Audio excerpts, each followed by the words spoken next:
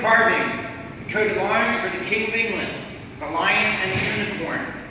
They ripped it off the wall, dragged it out in the streets, eventually came across a bonfire. You can imagine what they did with the King's coat of arms. There was only one original object in this room. The paintings up on the wall. The coat of arms from Pennsylvania, 1785 by George Rudder. Just about all the other items are antiques. Ladies and gentlemen, architecturally, there's a fake door, completely fake. Georgian architecture. Everything has to be symmetrical. So you have a fake door that matches a real door. And that just needs to be outside. You are in a courtroom where someone could have been tried for treason. At this point, let's go in the room where some of the founding fathers committed treason against Great Britain. Be sensitive to your neighbors. Look behind you. If somebody's shorter and they want to swap with you, please swap. And welcome to one of the most famous rooms in our country, the Assembly Room. It's named after the Pennsylvania Assembly, and it's on the back of a $2 bill. Well, the war had been going on up around Boston.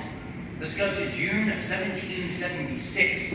Over here at the Virginian table, with black walking stick is Richard Henry Lee, and he put forth a resolution, a proposal for independence.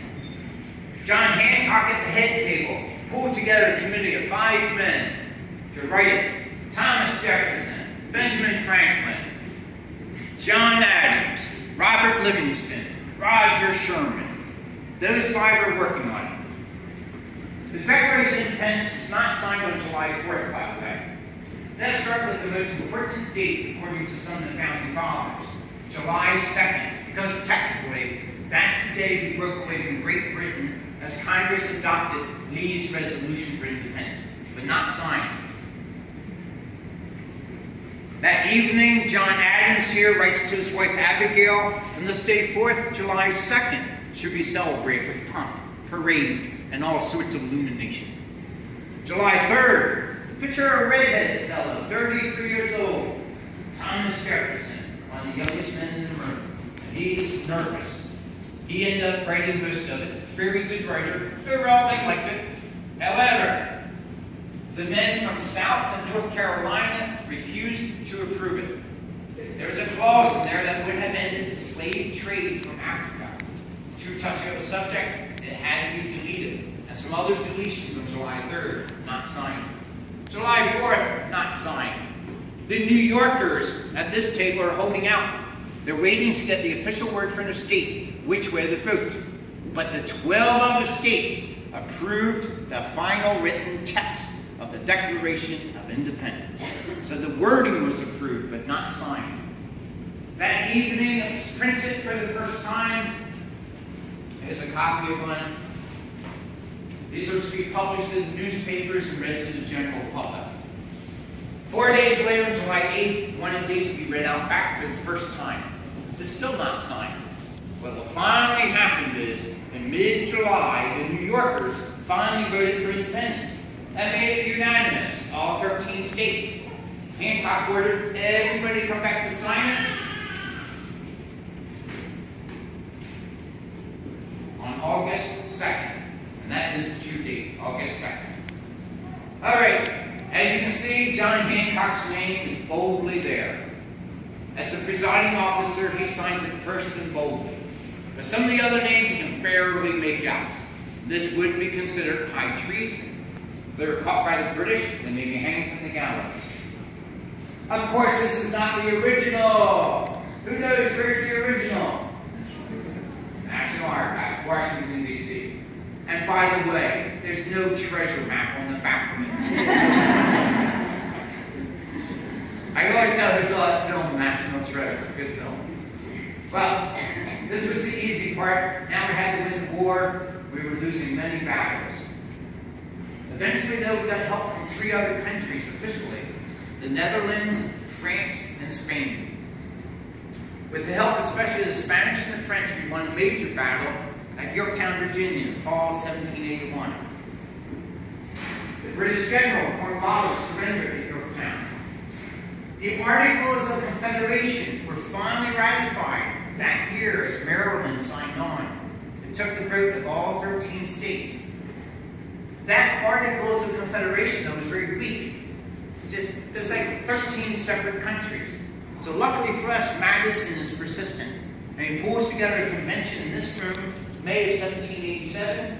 Their job is to revise the Articles, make some changes. But the first vote, throw them out. Start over. They're not following state orders. Now they're meeting in secret. No one's even allowed to take notes. There's stories about the windows being nailed shut so nobody can eavesdrop like the press. All right, kids, I have 2 questions for you. Do you think they had air conditioning? No. How often do you think they took baths?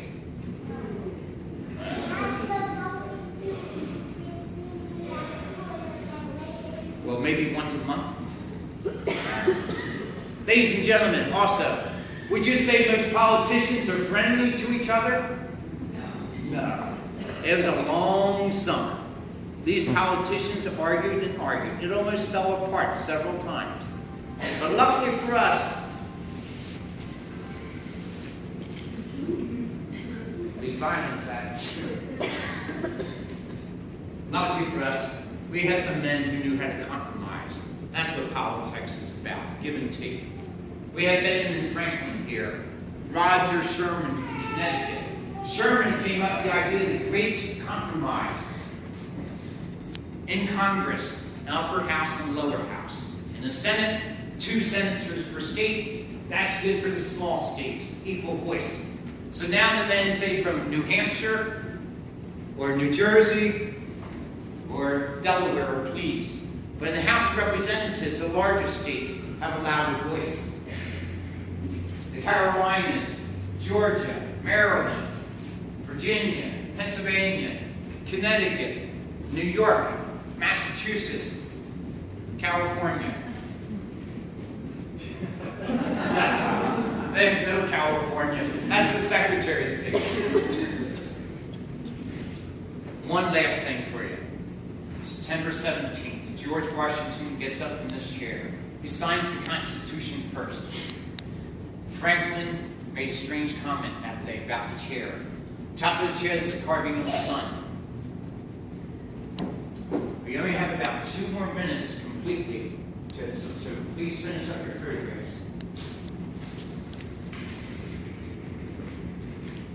I've been sitting here throughout the course of the session, looking at that sun behind the president, trying to decide if it represents a rising or a setting sun. Today, I have the happiness to know it is a rising sun, of course. It was his optimism. Something really was born in the world that day. It's no longer about emperors, czars, kings, or queens. It's about the people who have a voice. It went into the ratifying conventions, and by June of '88, the Constitution is official. As I like to say, the rest is history. But do not, and I'll stress to you, do not think of the Constitution just as a document signed by the Founding Fathers. It's a living document. It can be changed. The voice of the people. By the early 1790s, the Bill of Rights get attached to it, like freedom of speech. I have heard some politicians say every generation makes a small change to the Constitution. As I finish up here, there's 4 original objects. Thomas Jefferson's black walking stick. On the Delaware table, this walking stick belonged to George Read, the small feather quill to Caesar Rodney, and the rising sun chair. Just about everything else is an antique from that time period. Ladies and gentlemen, boys and girls, in our short time together, I really hope you have discovered the birthplace of the United States. The Declaration of Independence was signed here, but more importantly, the U.S. Constitution was debated and signed in this room. This is the beginning of our republic.